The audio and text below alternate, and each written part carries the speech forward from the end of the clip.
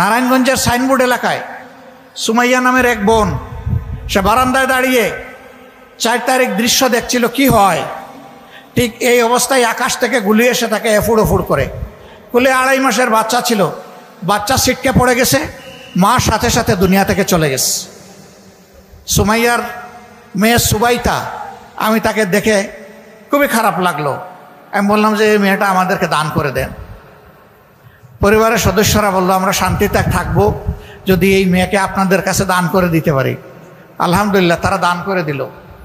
ঢাকার এক বিশিষ্ট শিল্পপতি, আল্লাহ যাকে ছেলে মেয়ে কিছুই দেননি, তিনি খবর পেলেন, তিনি ওই পরিবারে ছুটে গেলেন, মেয়েটা নিতে চাইলেন। তারা বলল এ মেয়ের মালিক আমরা নই, এ মেয়ের অভিভাবক জামাতে ইসলামী, এইটা দেওয়া না দেওয়া তাদের ব্যাপার। তিনি আমার কাছে ছুটে আসলেন। আমি তাকে বললাম আমি আপনার পক্ষে উকালতি করতে পারি, কিন্তু তাদের ইচ্ছার বিরুদ্ধে আমি কিছু করতে পারবো না। আমি দরদ নিয়ে দায়িত্ব নিয়ে আপনার কথা বলবো, যদি তারা গ্রহণ করে আমার আপত্তি নাই।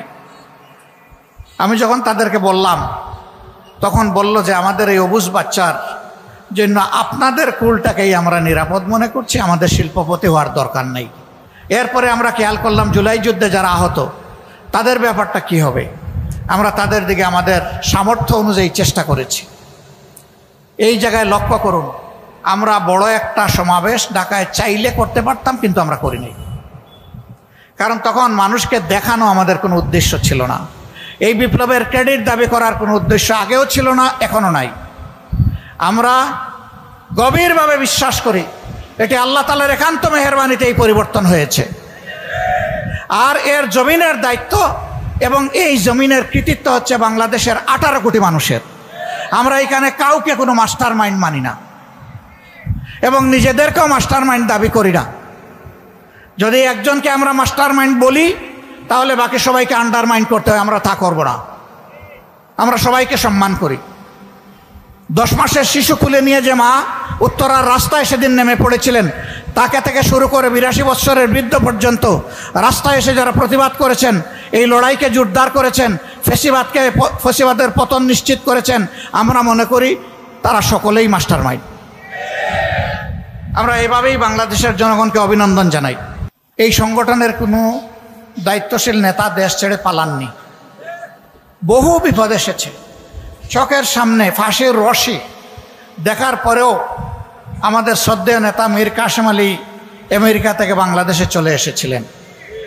তাকে বলা হয়েছিল don't come back to Bangladesh. তিনি বলেছিলেন কেন?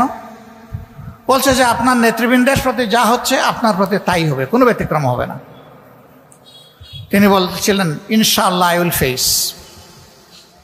আমি সত্যের উপর, সত্যের পাটাতনের উপর দাঁড়িয়ে আমি মিথ্যার প্রতিবাদ করব ইনশাআল্লাহ। তাতে যদি আমার জীবন যাবে, আমার দেশে যাবে। আমি পালিয়ে চুরের মতো বিদেশের মাটিতে থাকবো না। তিনি ফাঁসির রশিকে চোখের সামনে দেখেও চলে এসেছিলেন এবং সত্যি হাসতে হাসতে সেই ফাঁসির রশিকেও তিনি বরণ করেছেন। কেন তাহলে আমরা দেশ ছাড়ি না? কেন বিদেশ গেলেও চলে আসি ঝুঁকি নিয়ে? দুটি কারণ। নাম্বার 1, আমরা এই দেশকে, দেশের মানুষকে ভালোবাসি, সুতরাং এই মানুষ ছেড়ে আমরা কোথাও গিয়ে শান্তি পাই না। নাম্বার 2, আমরা যেহেতু চুরি চামারি করি না, এই জন্যে আমাদের লোকদের কোনো বেগম পাড়া নাই, থাকবে কোথায়? এই জন্যেই ঠিকানা আমাদের একটাই, আলহামদুলিল্লাহ, এটা আল্লাহ তাআলার জন্ম দেওয়া বাংলাদেশ। এই বাংলাদেশকে নিয়ে আমরা গর্ব করি, এই বাংলাদেশকে নিয়েই আমরা বাঁচতে চাই। আল্লাহ তাআলার কাছে আমরা সাহায্য চাই, এদেশের আপামর জনসার সাথে আমরা যেন মর্যাদার সাথে এই বাংলাদেশে বসবাস করতে পারি। শুধু বাংলাদেশ জামাতে ইসলামী আরামে থাকলে আমরা শান্তি পাব না, আর আরামে থাকার কোনো সুযোগও নাই। থাকতে হলে গোটা সমাজকে নিয়েই থাকতে হবে।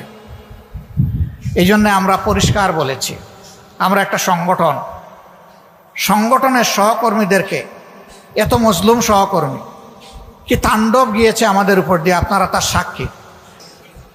কিন্তু 5 আগস্টের পরে আপনারা কি দেখলেন? যে বাংলাদেশ জামাতে ইসলামী তার 11 জন শীর্ষ নেতাকে হারিয়েছে, যে বাংলাদেশ জামাতে ইসলামীর প্রত্যেকটা প্রত্যেকটি কার্যালয় 3.5 বছর সিলগালা করে রাখা হয়েছিল।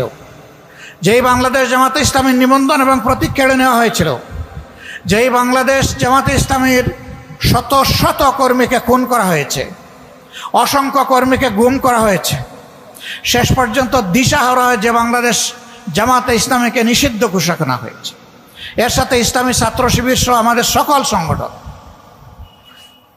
কিন্তু 5 তারিখ এই পট পরিবর্তনের পর আমরাই সবার প্রথমে জাতিকে অনুরোধ জানিয়েছিলাম, মেহেরবানি করে শান্ত থাকুন, ধৈর্য ধরুন, কেউ কারো উপর কোনো প্রতিশোধ নেবেন না। গদিতে থাকা অবস্থায় ওবায়দুল কাদের আওয়ামী লীগের সাধারণ সম্পাদক সাহেব বলেছিলেন তার দলের লোকদেরকে যে কোনো মূল্যে গদি টিকিয়ে রাখতে হবে। যদি গদি চলে যায়, চলে যাওয়ার প্রথম 2 দিনে 5 লক্ষ আওয়ামী সন্তানকে হত্যা করা হবে।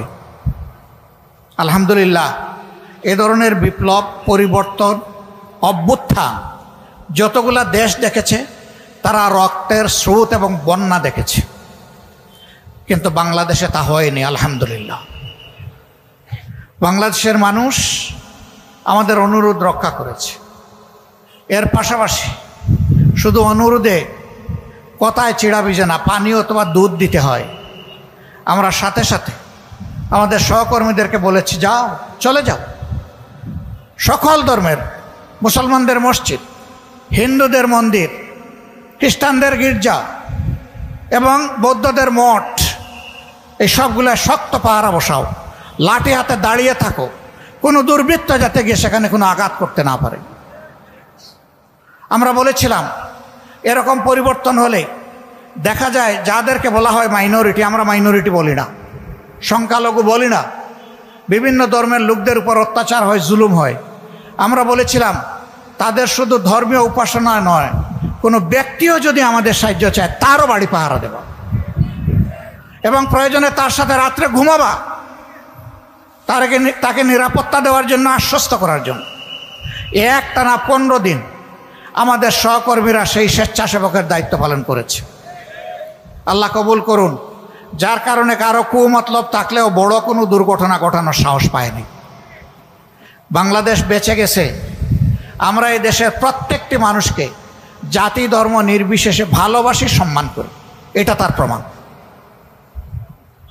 এরপরে বিভিন্ন ধর্মের নেতারা তাদেরকে নিয়ে বসেছে, তারা বলেছেন ইউ হ্যাভ ডান এনাফ, আপনারা আমাদের জন্য অনেক করেছেন, এখন আপনাদের ভলান্টিয়ারদেরকে বিশ্রামে নেন। আমরা তো চাইনি, তাও আপনারা এসেছেন, প্রয়োজন অনুভব করলে আমরা আপনাদের কাছে অবশ্যই যাব। আমরা কৃতজ্ঞ, আমরা আপনাদেরকে ধন্যবাদ জানাই। আমরা বলেছিলাম বক্তব্যের প্রথম অংশ ঠিক আছে, শেষটা মানলাম না। এখানে কৃতজ্ঞতার কিছু নেই, ধন্যবাদ জানানোরও কিছু নেই, এটি আমাদের নৈতিক দায়িত্ব ছিল। এই দায়িত্ব পালনে যদি আমাদের কোনো ভুল হয় আমাদেরকে ক্ষমা করবেন। তারা অনেকে কেঁদে দিয়েছে যে আমরা এতটা আপনাদের কাছে আশা করিনি। আমরা সরকারের সাথে এরপরে বসেছি, বলেছি তারা আমাদেরকে ক্লিয়ারেন্স দিয়েছেন, আমরা এখন ঘরে যেতে পারি, আপনারা কি বলেন? তারা একই কথা বলেছেন, হ্যাঁ আমরা দেখেছি, সরকার আপনাদের কাছে কৃতজ্ঞ। আমরা বলেছি না, এটি সরকারের দেশ নয়, এটি জনগণের দেশ, জনগণের পক্ষে জনগণ হয়ে আমরা দায়িত্ব পালন করেছি, অতএব এখানেও কৃতজ্ঞতার কিছু নেই, এটি আমাদের দায়িত্ব। সম্মানিত ভাইয়েরা, এরপরে এসেছে দুর্গাপূজা। আমরা সব জায়গায় বলে দিয়েছি, আগের মতোই যাও, তাদেরকে আশ্বস্ত করো, পাশে থাকো এবং শক্তি যোগাও, সাহস যোগাও। ইতিহাসের সবচেয়ে ভালো দুর্গাপূজা যেন তারা শান্তির সাথে এবার করতে পারে, তারা করুক, এটা তাদের ধর্ম, আমরা তো পূজা করব না। তাদেরকে তাদের কাজ করতে দাও, নিরাপদে যাতে করতে পারে। আলহামদুলিল্লাহ, সেই কাজটা অত্যন্ত শান্তিপূর্ণভাবে, গাছের একটা পাতাও পড়ে নাই বলতে হবে, সেই রকম শান্তিপূর্ণভাবে এবার পালিত হয়েছে। জামাতে ইসলামী সরকারে যায়নি, সরকারের অংশ নয়, একটা দায়িত্বশীল রাজনৈতিক সংগঠন, দ্বীনি সংগঠন। এই জায়গা থেকে যেটুকু আমাদের পক্ষে করণীয় সেটা আমরা করার চেষ্টা করছি। জুলাই যুদ্ধে যারা শহীদ হয়েছে, প্রতিটি শহীদের ঘরে আমরা সাথে সাথে পৌঁছে যাওয়ার চেষ্টা করেছি, পরিবারকে সান্ত্বনা দিয়েছি, তাদের জন্য দোয়া করেছি, তাদের কাছে দোয়া চেয়েছি। তাদেরকে আশ্বস্ত করেছি, এখন থেকে আমরাও আপনাদের পরিবারের সদস্য এবং আমরা আপনাদের সাথে আছি, ইনশাল্লাহ আমরা আপনাদের সাথে থাকব। সবার নিজের বাড়ির চাইতে শ্বশুর বাড়ি ধনী, তবে ইলেকশনের আগে নয়, বিজয়ী হওয়ার আগে নয়। বিজয়ী হওয়ার আগে হয়তো বা গরিব অথবা সমকক্ষ, কিন্তু বিজয়ী হয়ে গেলে এই শ্বশুর বাড়ির ধন রাতারাতি বাড়তে থাকে। তার কারণ মনে মনে ভয় পায়, আমার অ্যাকাউন্টে যদি টাকা ঢুকে দুদক হয়তো আমার ঘরে একদিন চলে আসবে, কিন্তু যদি শ্বশুর শাশুড়ি শালা শালীর নামে পোস্টিং হয়ে যায়, শালার বোন নামে যদি জমা থাকে, তাইলে আশা করি দুদক সেখানে পৌঁছবে না। কিন্তু কপাল মন্দ থাকলে দুদক সব জায়গায় চলে যায়। তারা দুদককে ভয় করে। এই জায়গায় যদি তারা আল্লাহ তাআলাকে ভয় করতো, তাইলে জনগণের সম্পদে তারা হাত দিতে পারতেন না।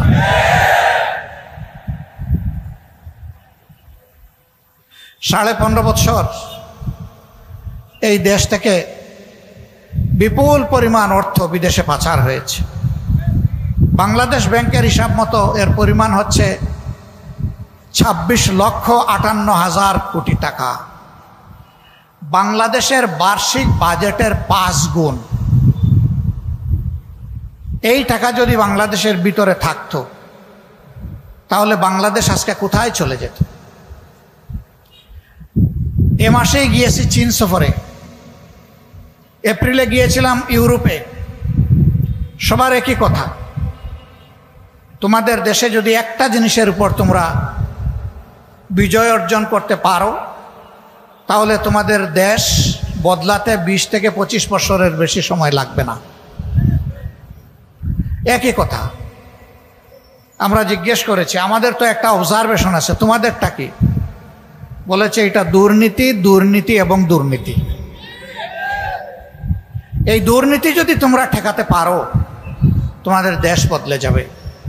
আমরা তোমাদের দেশের সাথে ব্যবসা বাণিজ্য করি, তোমাদের দেশের দুর্নীতি দেখে আমরা লজ্জিত হই, কিন্তু তোমাদের লোকেরা লজ্জিত হয় না। এটা কি একটা জাতির জন্য লজ্জার বিষয় নয়? দুর্নীতি এমনই একটা মহারোগ, যেই রোগ সমাজের আর কোনো কিছু বাকি রাখে না।